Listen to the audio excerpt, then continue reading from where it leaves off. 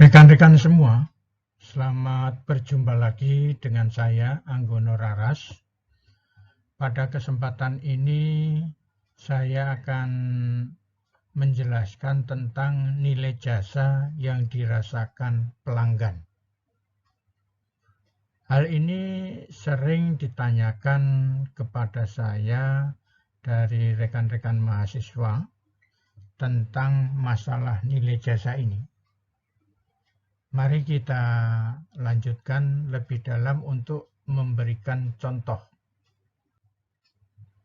Rekan-rekan semua, apabila kita datang di bandara, ya, di suatu bandara, maka kita akan memperoleh satu jasa penerbangan yang dirasakan oleh pelanggan, ya, oleh kita sebagai penumpangnya. Jadi pada saat ini saya memberikan contoh sedang ada di terminal keberangkatan sebuah bandar udara atau bandara. Jadi kita sudah disuguhi satu layanan yang begitu megah, ya, mulai dari ada fasilitas flight information display system yang memberikan kita informasi penerbangan, baik itu keberangkatan maupun kedatangan. Kemudian ruangan yang sejuk dan fasilitas yang modern, ya, baik dari sisi gedungnya maupun fasilitas yang lainnya. Kemudian kita akan masuk ke ruangan check-in. Jadi saat ini dengan adanya kemajuan internet atau digital, ya, maka kita tidak perlu antri seperti sebelum-sebelumnya. Kita sudah disuguhi namanya self-service check-in. Jadi kita tidak perlu antri lagi seperti beberapa waktu sebelumnya. Di sini kita sudah disediakan satu counter self check-in, ya, sehingga ini merupakan satu manfaat bagi penumpang pesawat terbang, memberikan satu kemudahan tidak perlu melakukan antri yang lama, karena di terminal keberangkatan ini sudah disediakan self-service check-in ini, mesinnya banyak, ya. Tetapi di balik manfaat yang kita peroleh, kita harus menyiapkan biaya, ya kan? Biaya kita berupa apa? Kalau kita sebagai penumpang kan kita membayar tiket. Tapi kalau pihak dari bandara menyiapkan mesin-mesin self check-in itu gimana? Yaitu ada di dalam tiket. Di dalam tiket itu ada biaya pelayanan bandara. Jadi Anda harus mengeluarkan biaya untuk yang Anda nikmati ini, yaitu berupa self-service check-in dengan suasana yang begitu nyaman di bandara. Kemudian kita lanjutkan lagi.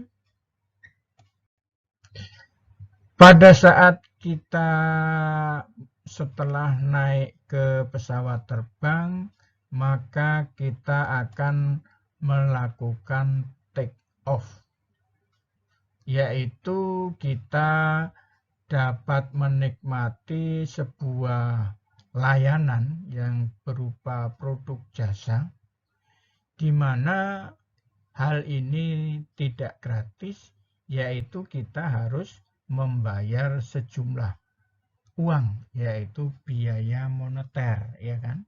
Biaya moneter.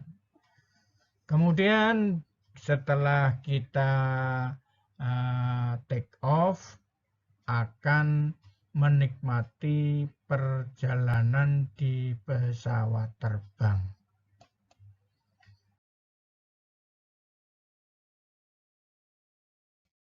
Kemudian di dalam pesawat terbang itu kalau kita dari Jakarta ke Surabaya itu memakan waktu sekitar 2 jam atau 2,5 jam.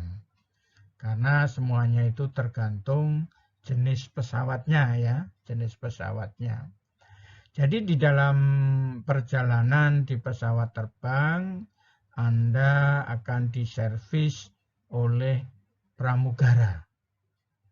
Dengan kalau kita naik kendaraan sendiri Jakarta Surabaya itu kan bisa memakan waktu 1 hari 1 malam ya, 1 hari 1 malam, atau mungkin juga 2 hari 1 malam, tergantung kekuatan daripada sopir ya, sopir. Nah, ini di sini kita bisa perhatikan bahwa dengan adanya kecepatan dari pesawat terbang ini, kita menikmati nanti sampai di Surabaya itu akan memakan waktu yang jauh lebih singkat. Jadi kita tidak perlu capek-capek, kita tidak perlu lusuh-lusuh, kita dengan dilayani oleh pramugara ini dengan hiburan-hiburannya, maka kita juga harus membayar biaya waktu. Jadi waktu kecepatan tadi itu sudah harus dibayar melalui tiket yang sudah kita bayar tadi ya. Kita bayar tadi udah include di dalamnya itu. Jadi kenapa harga itu bisa mahal? Karena kita juga harus biaya jasa kita bayar, biaya waktu juga kita bayar. Kemudian kita lanjutkan lagi.